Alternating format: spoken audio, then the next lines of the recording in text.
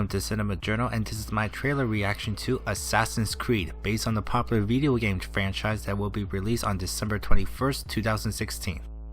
Michael Fassbender plays as Callum Lynch, who is used as a guinea pig by Abstergo Industries for their Animus project, a scientific research project where they extract genetic memories of a person's ancestor centuries in the past. And the person that they are most interested in learning was an assassin from the 15th century Spain during the reign of the Spanish Inquisition.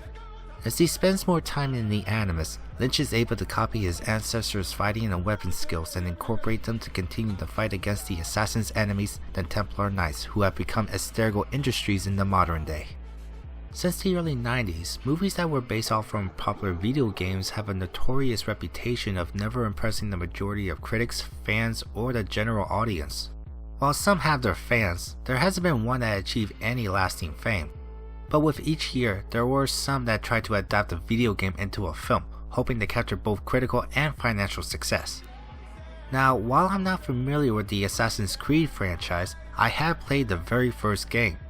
Released in November of 2007, it was met with praise and success that allowed it to expand the story of the age-old conflict between the Secret Order of the Assassins and the Templar Order, with each of its games taking place during a historical period like the Third Crusade, the American Revolution, and Victorian London in the 1880s.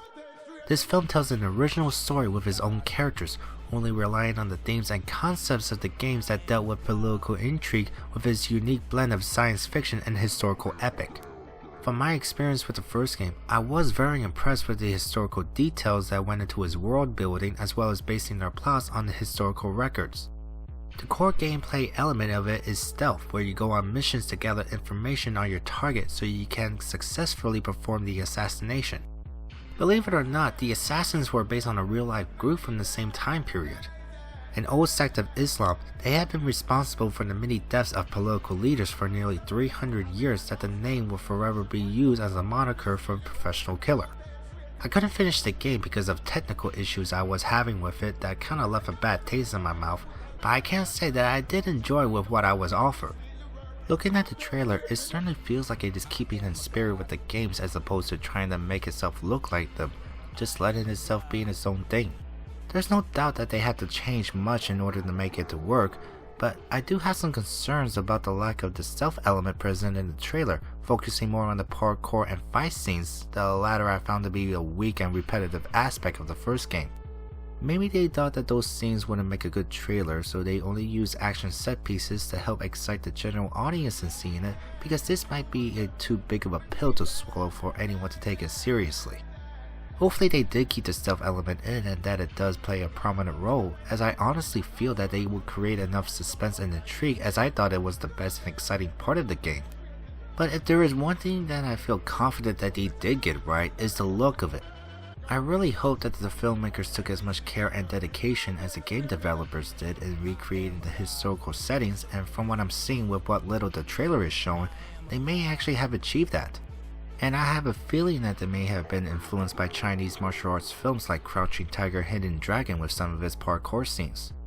It looks really well done, and I'm sure that it will be really cool to see. And of course they have to have the iconic leap of faith, which I wonder how they will pull it off in this without making it look stupid. In the game, the character, believe it or not, will leap off from a tall building, and no matter how far he falls, will always land in a bundle of hay that he managed to walk away with no worse for wear. Would the average moviegoer, or for anyone not familiar with the game, will be able to suspend their disbelief enough to accept it? I honestly don't know, and it was something that I kinda hoped that they didn't include it in. Or at the very least not make the character fall from that kind of height. As I've said before, films based on video games have never done well up to this point, but I can't help but feel that maybe, just maybe, we may actually see the very first great film based off of a video game. It certainly looks like it has that potential, but I do wonder how people will respond to it. Would they still buy it? I guess we'll just have to see when it comes out at the end of the year, which I'm actually interested to see how it goes. But I do harbor some excitement in seeing it, and I hope that I'm not wrong in feeling like this. Here's hoping that something good might come out of this.